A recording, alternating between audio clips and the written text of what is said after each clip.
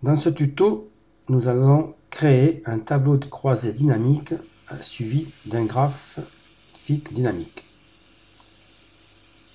Pour cela, nous allons ouvrir notre fichier Excel sur lequel j'ai créé une base de données, notamment intitulée qui représente nos différents paiements. Carte bleue, prélèvement, virement, ainsi de suite, tout ce qui fait notre dépense. Volontairement, je n'ai pas mis ce qui rentre dans le compte normal. J'ai créé une colonne mois par rapport aux différents mois et j'ai créé 3 colonnes correspondant aux années 2020, 2021 et 2022.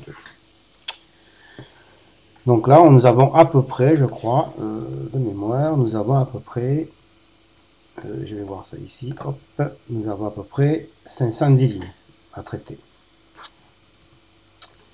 Donc je me positionne sur n'importe quelle cellule du tableau, par exemple je me positionne sur la cellule B4 ici. Je vais dans Insertion, ici, Insertion, et je clique sur Tableau croisé dynamique.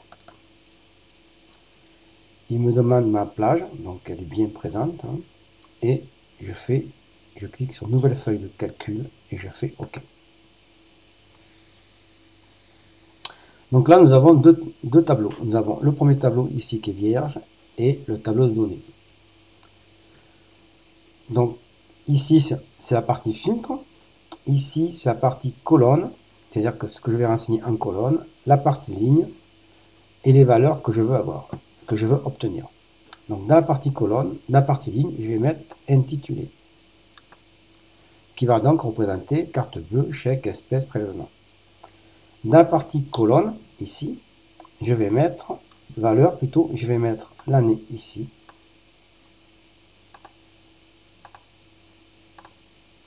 Voilà. Et là, on s'aperçoit qu'il a fait le cumul des cartes bancaires pour 2020, pour 2021 et pour 2022. Si je veux supprimer la partie somme qui est ici, je fais simplement, je sélectionne mon tableau comme ceci, je fais CTRL H et je remplace somme 2 par A espace par exemple et je remplace tout. Voilà, et là automatiquement il m'a remplacé la somme 2 par A qui veut dire année. Donc, je le mets un peu au milieu, je peux le traiter comme je veux, toujours pareil, je mets comme ça, voilà, c'est un peu plus propre.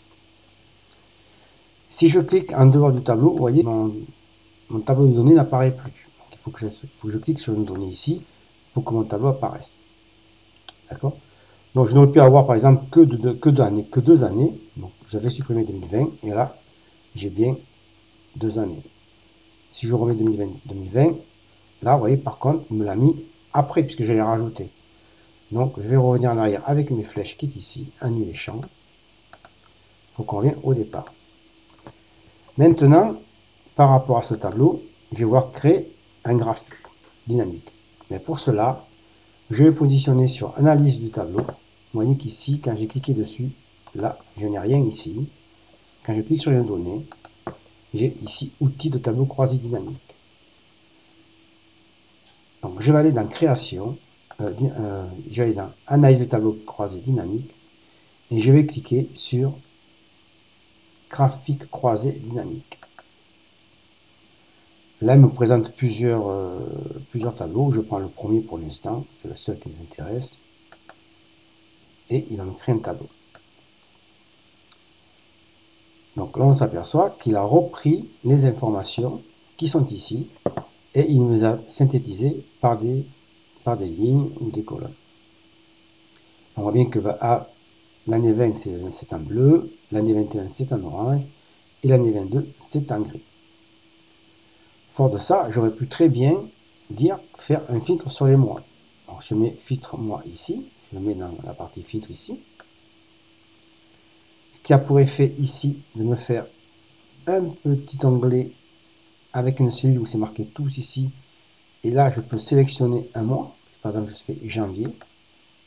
Automatiquement, il va traiter que les parties de janvier. Donc ici, je me déplace un petit peu parce qu'il me gêne un petit peu. Voilà. J'aurais pu sélectionner plusieurs valeurs. Il suffit de cliquer ici, sélectionner plusieurs valeurs. Je peux faire janvier, février et mars, par exemple. Et là, il va traiter les valeurs de janvier, février et mars. Donc on s'aperçoit qu'avec ce petit sujet, on peut facilement synthétiser des données. Je vais faire tout ici pour ne pas être embêté, pour revenir sur mes données. Voilà. Voilà pour ce petit tuto assez simple et facile à gérer.